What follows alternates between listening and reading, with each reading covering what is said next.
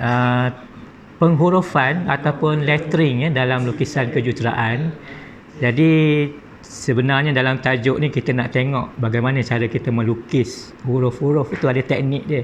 Contoh dalam gambar ni kalau kita tengok lettering techniques, dia punya kita nampak macam ada biasa je A B C, tapi sebenarnya dia ada cara menulis dia supaya kita dapat dia nampak, walaupun kita tak guna peralatan, kita gunakan gaya tangan yang bebas, tapi ada cara dan kaedah dia. Okey, dan di sini ditunjukkan dua bentuk lah ya.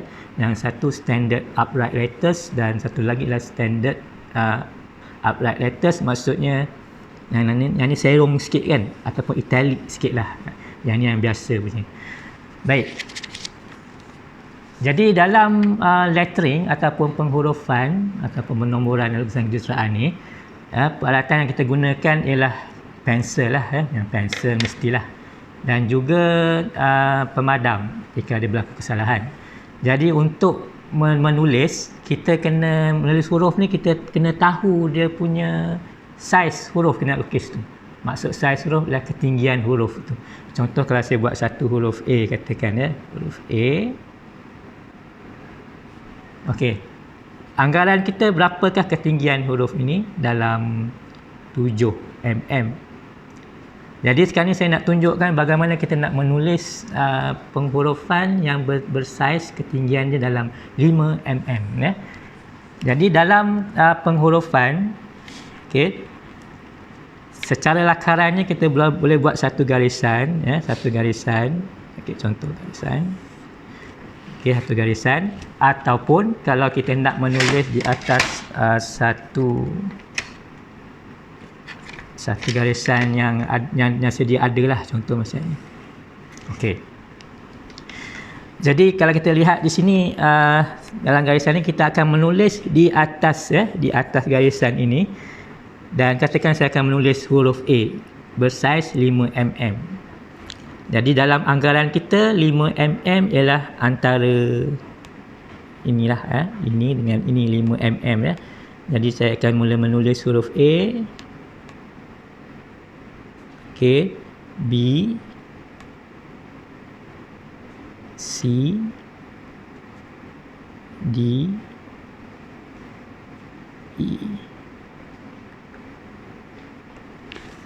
Baik, dia nampak sekata lah ya.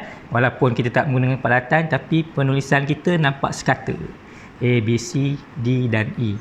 Bagaimana dengan huruf ataupun nombor nombor macam ni, nombor 1, 2, 3.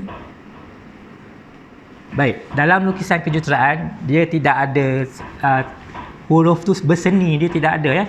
Dia akan lurus, senang untuk kita baca ya. Jadi apa tujuan lettering dalam lukisan kejuruteraan? Tujuan dia ialah untuk kita melabel, menamakan apakah lukisan yang kita lukis itu, saiz lukisan yang kita lukis itu ya. Contoh, kalau kita ada macam bentuk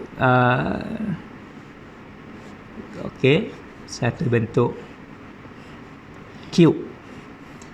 Jadi di sini kita akan melabelkan dia berapakah ketinggian cube ini. Jadi kita namakan dia sebagai 30 mm. Jadi dalam lukisan kejuruteraan kita akan terus menulis 30 bersaiz 3 mm ya. Anggaran kita 3 mm. Jadi kalau kita nak buat lakaran dalam lukisan, dalam penulisan, kita kena bezakan ya. Contoh ada garisan lurus dan juga ada huruf di sini. Baik. Beza dia ialah kalau dalam lukisan kejuruteraan ada dua garisan utama, ialah garisan binaan dan juga garisan objek. Jadi sila bezakan ya antara dua supaya tak nampak ya. Kita menulis tu kita nampak dia memang tepatlah. Okey. Contoh garisan binaan. Garisan binaan dia punya kehitaman dia berbeza kehitaman berbeza. Ini garisan binaan saya lukis. Okey, nampak satu garisan lurus dan saya akan tulis di atasnya. Okey. Contoh saya menulis satu nama di sini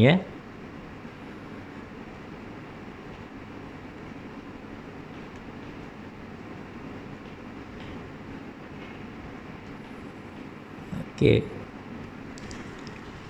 Contoh Jadi ada beza antara garisan lurus, garisan binaan dan juga garisan objek. Objek ialah kita nak lihat apa yang kita buat. Itu dia punya penghurufan kita nampak lah Objek yang kita nak buat tu, nama dan juga garisan binaan.